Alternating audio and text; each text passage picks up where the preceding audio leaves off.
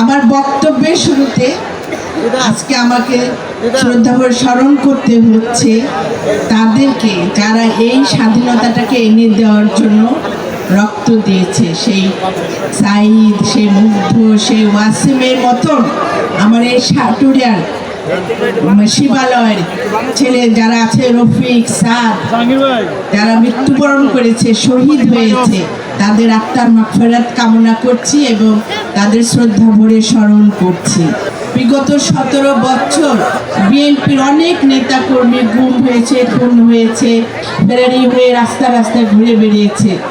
অনেক মার ঘরে সন্তান ফিরে আসে নাই, ঘরে সন্তানরা ঘুমাতে পারে নাই। বিশেষ করে আমাদের ছাত্র দল, যুব দল, স্বেচ্ছাসেবক আছে, শ্রমিক দল আছে, তারা কিন্তু ঘরে থাকতে পারে না, তারা রাস্তাঘাটে বন জঙ্গলে ঘুরে বেরিয়েছে।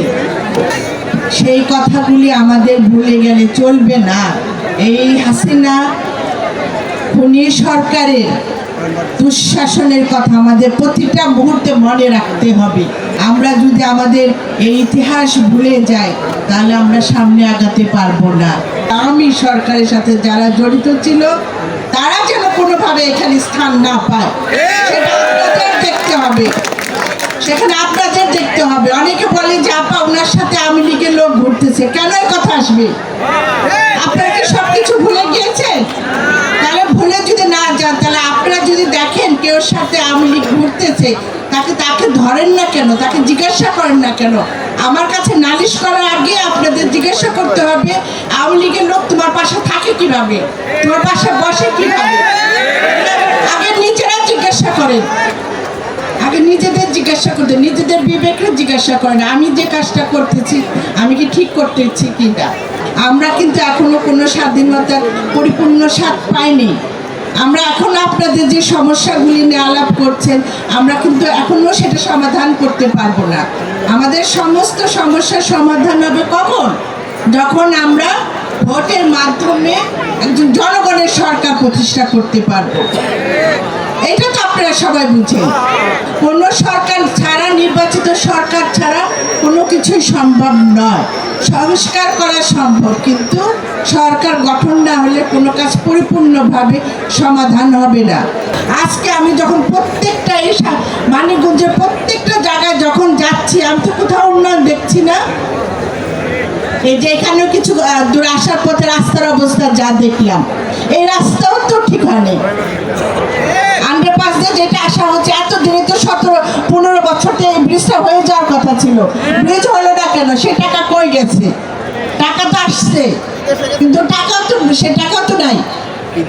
কি উন্নয়ন হয়েছে 15 বছর? শুধু আমি যদি আমার মানিকগঞ্জটাকে দেখি, সেখানে দেখছি যে সেখানে কোনো উন্নয়নের ছোঁয়া লাগে নাই। সেই ক্ষেত্রে তো সারা বাংলাদেশের কথা আমি বাদই দিলাম।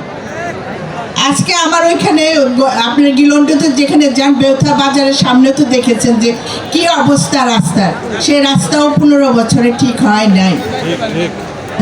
এই সরকার কিভাবে দেশটা শেষ করে দিয়েছে আপনারা এখন দেখছেন যে অর্থনীতির অবস্থা কিভাবে চলে গিয়েছে। এই অর্থনীতিকে অবস্থা যদি চাঙ্গা না হয় তাহলে কিন্তু আমরা কেউ সুস্থভাবে বেঁচে থাকতে পারবো না। এই জনগণের কথা চিন্তা করে, দেশের অর্থনীতির কথা চিন্তা করে কিন্তু আপনারা জানেন আমাদের ভারপ্রাপ্ত চেয়ারম্যান মহোদয় জনাব তারেক রহমান 31 দফা দিয়েছে।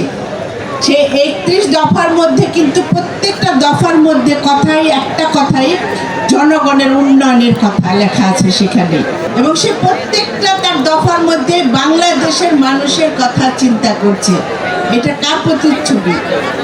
আমাদের শহীদ রাষ্ট্রপতি জিয়াউর রহমানের প্রতিচ্ছবি। জনাব তারেক রহমানের মুখের দিকে যখন তাকাবেন তখন মনে করবেন আপনারা শহীদ রাষ্ট্রপতি জিয়াউর রহমানের দিকে তাকাচ্ছেন।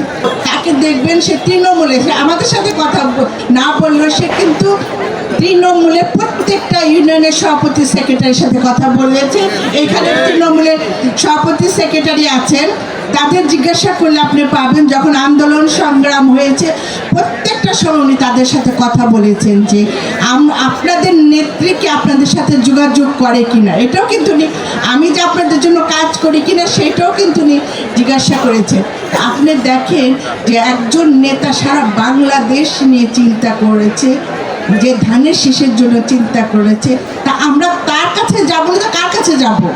আমরা তো তারই সৈনিক হয়ে কাজ করব, তার কর্মী হয়ে কাজ করব। আমরা কিন্তু কেউ নেতা না, আমরা সবাই জনাব তারেক রহমানের কর্মী হয়ে কাজ করব এবং তার বলিষ্ঠ নেতৃত্ব নিয়ে আবার এই মানিকগঞ্জের ধানের শীষকে ফিরিয়ে আনবো।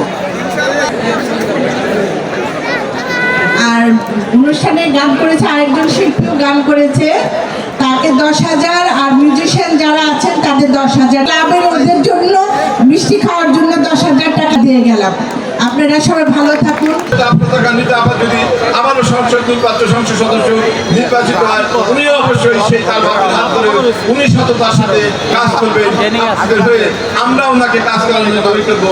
ছাত্রীরার উন্নয়নের ক্ষেত্রে আমরা ভূমিকা রাখবো, ওনার পক্ষে সাথে থেকে আমরা ভূমিকা রাখবো। আমি বলতে চাই, আমার বিশ্বাস এই বর্তমান সরকার এবং ইউনূস সাহেবের সরকার খুব অল্প সময়ের মধ্যে একটি সুষ্ঠু নিরপেক্ষ নির্বাচন দিবেন। সেই নির্বাচনে ইনশাল্লাহ বিএনপির প্রতীকে যত ধানের শীষের প্রার্থী থাকবে সারা বাংলাদেশে জয়যুক্ত হবে আব্দুল্লাহ গান্ধী তারপর সহ। আমি রাজনীতি শুরু করেছি সাইকেল নিয়ে, বড়াইল থেকে সাটুরিয়া, মানিকগঞ্জ, এমন কোনো জায়গা নাই আমার জীবনের শেষ প্রায় এই লগ্নে। এখনো সকাল থেকে রাত 11টা-10টা পর্যন্ত রাজনীতি করি। কিসের জন্য? এই প্রিয় দলটা বিএনপির জন্য। ব্যক্তিগত চাহিদা যা ছিল আল্লাহ পাক সবই দিয়েছে, সম্মান পেয়েছি, পরিচিতি পেয়েছি, আর খুব চাহিদা নাই। এখন একটা চাহিদাই, মৃত্যুর আগে যদি দেখে যেতে পারি বিএনপি ক্ষমতায় আসে। আমি শুধু সংক্ষেপে এটাই বলতে চাই যে আমাদের প্রয়োজন অনেক আছে, কিন্তু আমরা সেই প্রয়োজন অনুসারে আমরা আমাদের চাহিদা থাকলেও সেই চাহিদা প্রকাশ করা আর সম্পূর্ণ পূরণ করা আমাদের সভানেত্রীর হয়তো আপাতত সম্ভব নাও হতে পারে।